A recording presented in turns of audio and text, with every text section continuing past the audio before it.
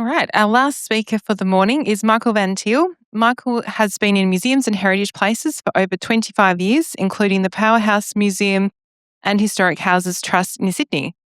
Then he came back home to Western Australia, came back home to the West to take up a position at the WA Museum, and then thought to himself, wouldn't it be fun to manage a heritage space, and is now at the Old Central Fire Station. Thanks, Michael. So good afternoon, everyone. So I'm going to talk to you today about the evolution of Fireman Jack and how a fairly standard walking trail idea turned into something far more engaging and narrative-driven. So let's begin why we did it. After visiting Old Central, one of the most common questions our volunteers hear is, what should we do next? There are plenty of excellent walking trails through the city of Perth, but they don't quite meet the immediate needs of our visitors. Take the Big Boom walking trail as an example. It's a great trail exploring the impact of the gold rush on the city. But we're located at stop number 14, where the red arrow is, so it's a long walk just to reach the start and not easy to actually join midway through. It's also a substantial commitment, around 2 hours long.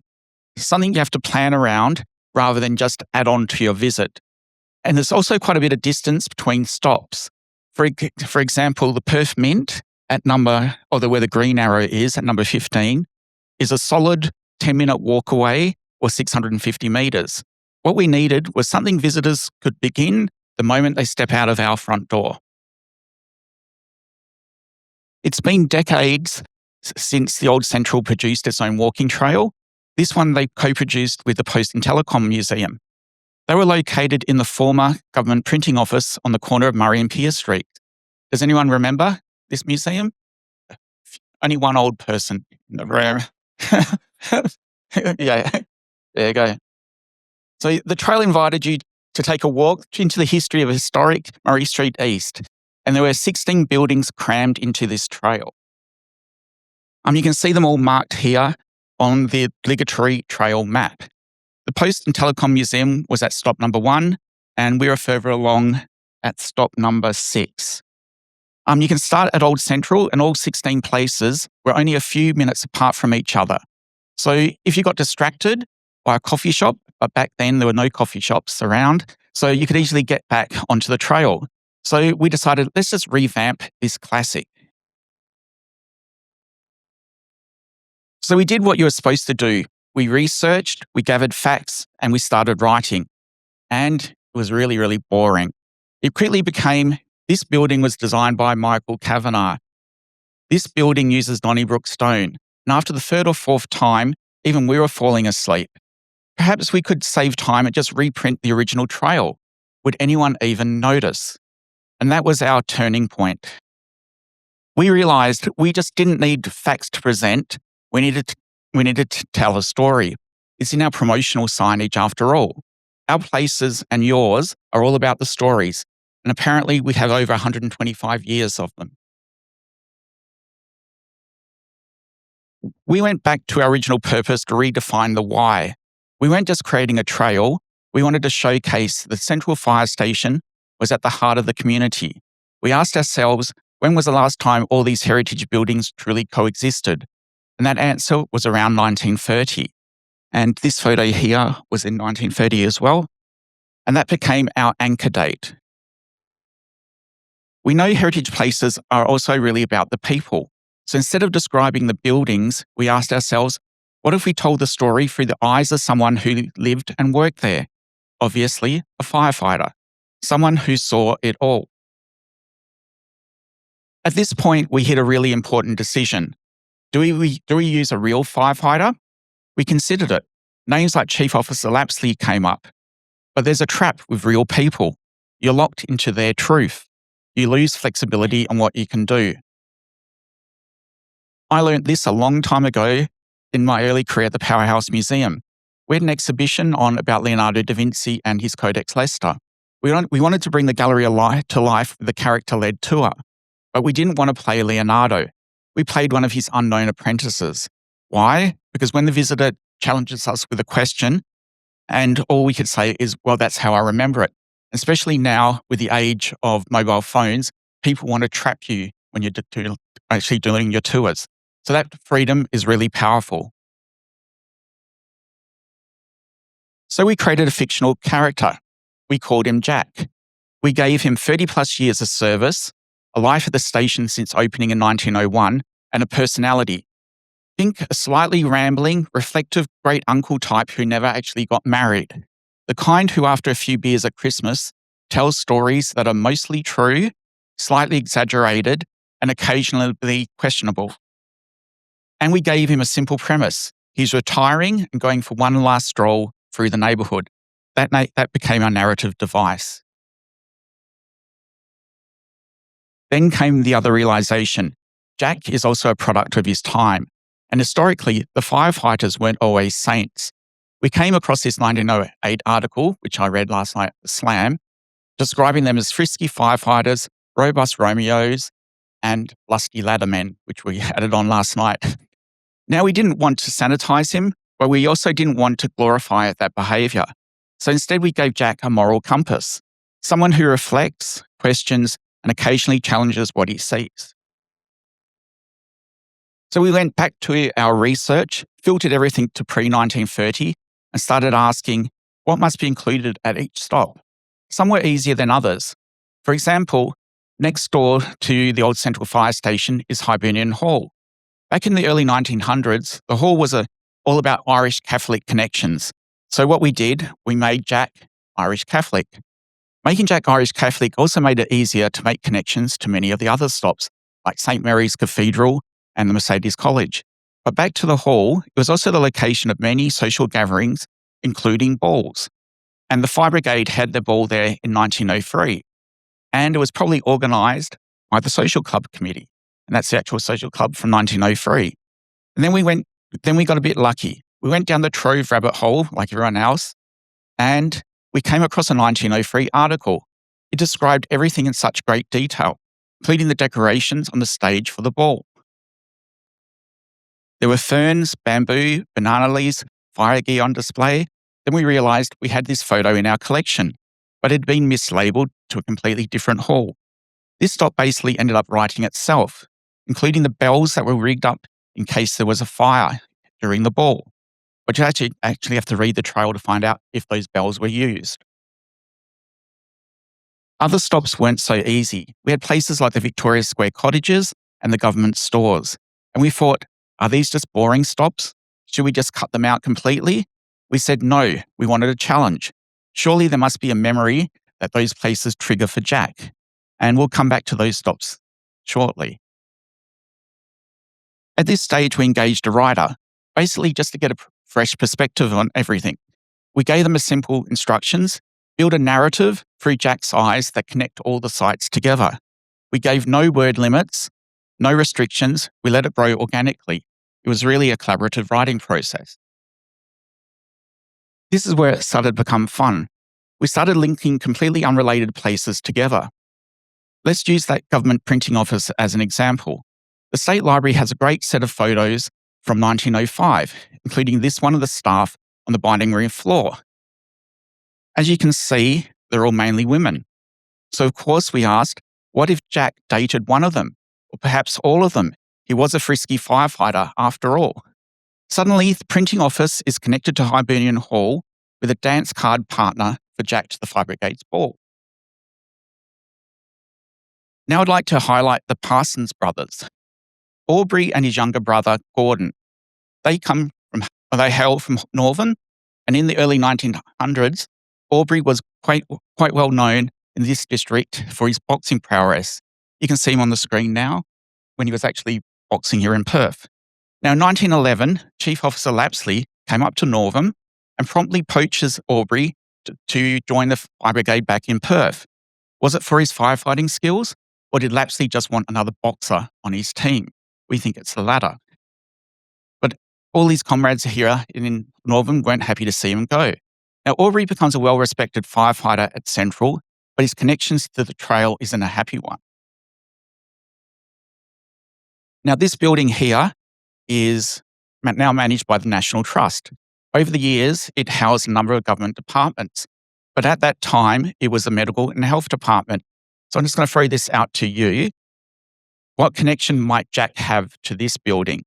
And it's not based on the comments or in the captions. So it's not tuberculosis, polio, or VD, as the caption suggests, but it's something else that happened in 1919. Yep, the Spanish flu. Poor old Aubrey fell victim to the flu in August of that year, so leaving behind a widow and 3 young children. So the trail isn't about fun stories. It also reflects those major life-changing incidents that shaped a generation, much like COVID did for us only a few years ago. Now back to Aubrey's younger brother, Gordon. He followed in his brother's footsteps and in 1914 came down to Central Fire Station as a firefighter. They even played footy together for the mighty East Perth Royals. So at this point, you might be thinking, surely Gordon gets a happier story? Unfortunately not. The Great War was also another defining moment in Jack's lifetime. And like many firefighters, Gordon enlisted to do his part. You can see him there on the screen, standing up, and in the trenches on the Western Front in 1917. He was sadly killed in action the following year. Now, this created a real challenge for us. How do we tell Gordon's story through Jack's eyes when there's actually no war-related buildings in our precinct? For a while, we couldn't. So we parked the Gordon story, not expecting it to resurface. But then while researching Archbishop's Palace, we discovered that Perth's first Catholic Archbishop, Patrick Clune, actually went and visited the troops on the Western Front and was widely well known for doing so. And there it was. That was our connection. Now, 2 completely unrelated buildings are linked through family, memory, and shared history.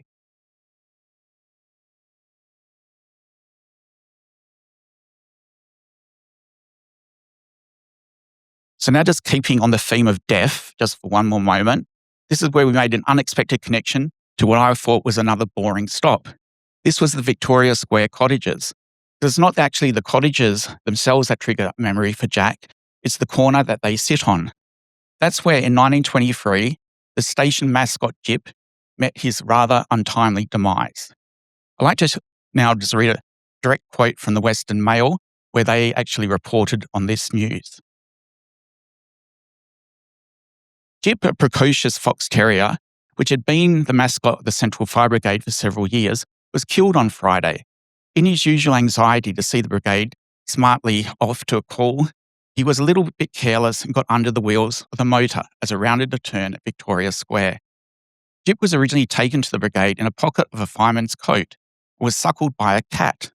He was a great pet, and the men had taught him a whole manner of tricks. It's pretty sad. So we think Jip would have been a really strong memory for Jack, and he's ended up in the trail. But the trail isn't all about doom and gloom, but it does give Jack a very human way of remembering places. And I wish I could say at this point we had one of these big, huge investigation walls, but we didn't. All we had was lots of scraps of paper. But if I was going to do this again, I would do one of these. So it actually really shows you how everything can get connected. And before we started refining what we were doing, we decided to share our long-form draft with our neighbours. This stage was really critical because some of our neighbours gave us news stories, some corrected us, some even asked us to remove things. For example, the Sisters of Mercy told us to avoid certain topics, such as the orphanage, while the Salvation Army were actually quite happy with us to make fun of them. So that buy-in was essential. It's the shared stories of everyone, but through Jack's eyes. Then came the brutal edit. For a lot of the stops, we had over 2,000 words, and we needed to bring them down to under 200, because we knew if it's too long, people wouldn't read it. And this is where it got tricky. When you cut content, you lose connections. Every important link has to survive. If it doesn't make sense anymore, it had to go. No mystery octopus scenes left behind. Anyone get my reference? Yep, got some Gen Xers in the audience. So this is actually a scene from the Goonies. And at the end, Data gets asked by a reporter, what was the most, what did you like about it? And he said the octopus was really scary. And all us kids in the audience were thinking, what octopus? Didn't find out until years later when you see a deleted scene on a DVD. that there was actually a deleted scene. But the director thought it would just be funny and left it in so people can keep on talking. And that's my point here. We didn't want to leave anyone guessing or wondering what was going on. Now, there was a few surprises as we went along. The Michael Kavanagh and Donnybrook Stone, which I mentioned earlier that I thought was boring, actually became the more interesting elements across all the different sites, and they became our connectors.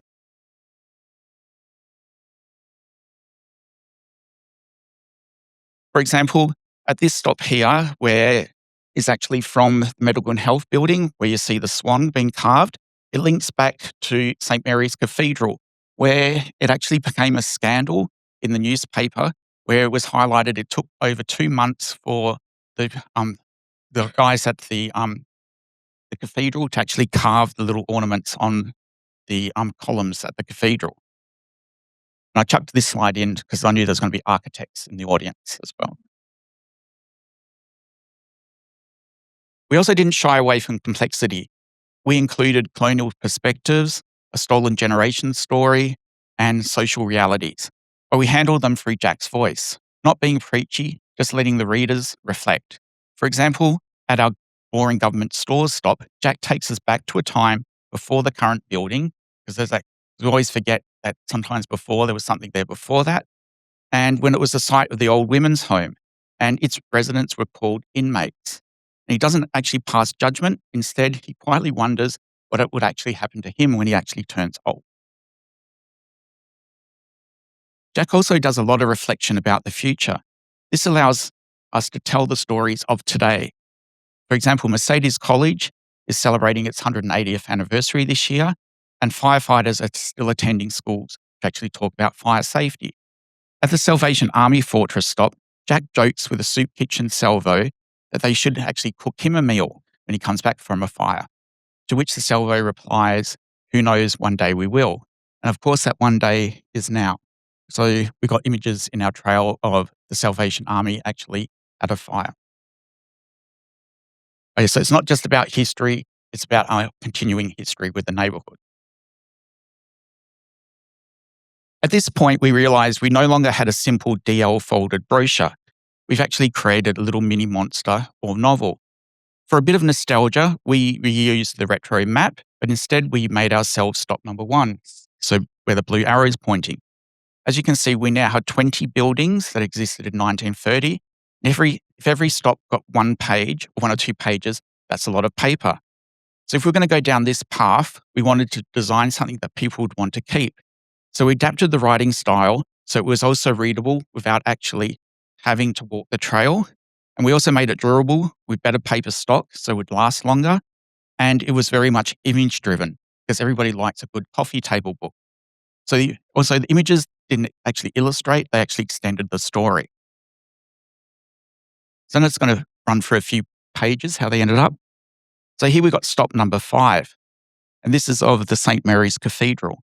So here Jack also wonders whether the Archbishop Clune's grand vision for a Gothic cathedral would ever happen. And of course, that answer is given in the top right-hand coloured image, but only happened 75 years later. So I don't think Jack would have been alive any longer to actually see that.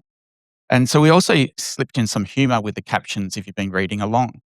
And we also put in some comparisons as well. So down the bottom, you can see the newspaper image of that column. And then right next to it is actually some of the stonemasons who actually probably did that carving. And here at stop number 9, we tell the story of William Hancock, who was the man behind X-rays in WA. So basically at this stop is an example of Jack actually fangirling. And he remembers seeing the tubes in a velvet-lined box. And he, in his story, actually says he believes that these tubes should one day be in a museum.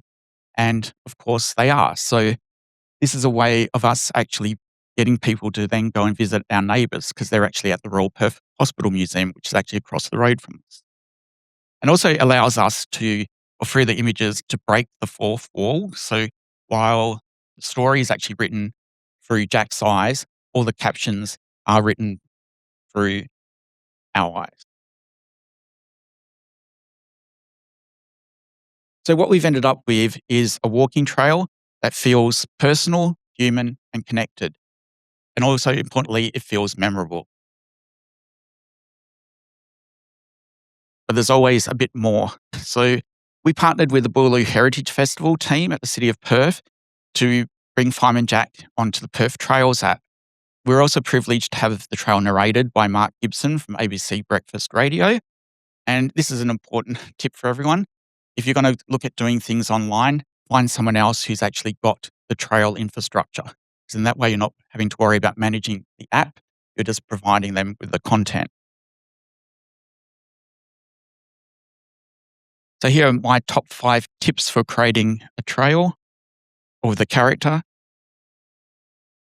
So be clear on your purpose. Ours wasn't just a trail, it was about firefighters at the heart of the community. Use a fictional character because it gives you more flexibility and voice. Don't constrain yourself too early. So don't give yourself a word limit at the beginning. Just let your creative juices flow. Make sure you work with your neighbours because their buy-in is important. Be careful with research rabbit holes because once you go down Trove, it's very hard to get out. So what started as a let's make a simple walking trail became a connected, character-driven story about a neighbourhood, its places, its people, and their legacy. And in the end, Fireman Jack didn't just guide visitors through our neighbourhood, he gave them someone to walk with. Thank you.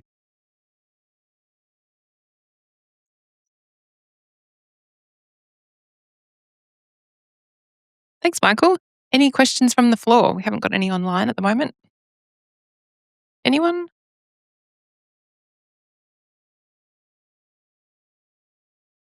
Yeah, it's not a question, it's just a comment. It's a sensational outcome, Michael. Yeah, it's really, really good. Yeah. I think we're just lucky that we got such a high concentration of heritage buildings in our neighbourhood. But I think this would really work on main streets in country towns, which have the same high concentration of heritage buildings, kind of thing, where you just walk up one end and down the other.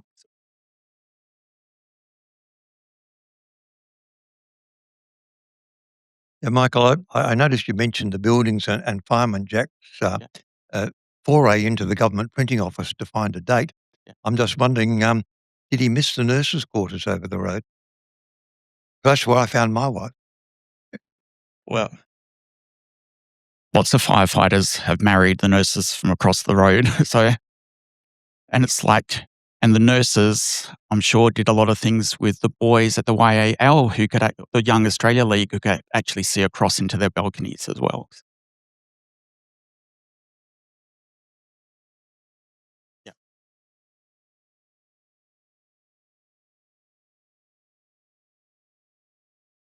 Just thinking about that, so because I think there was a story related to the tree. So there was a tree in the Heritage Trail. Is that included? Because I think there was lots of stories about the kissing under the tree. That might have been Jeff. Yeah, so we got and the his- tree listed. Yeah. Yeah, so the tree's listed as one of the stops, kind of thing. It was a meeting place tree, but we've also got the connection there to the tree to our Stolen Generations story, kind of thing. So apparently, a story that's been shared is that A.O. Neville was based, or he was the Protector of Aborigines, was based at the Medical and Health Department building, and he would make Aboriginal mothers wait at the tree, and then they would ring a bell, and then, ring the bell, and then they could come to his office. He would tell them that they can't have their children, and then send them on the way. So, and then we kind of have Jack reflecting whether or not that is,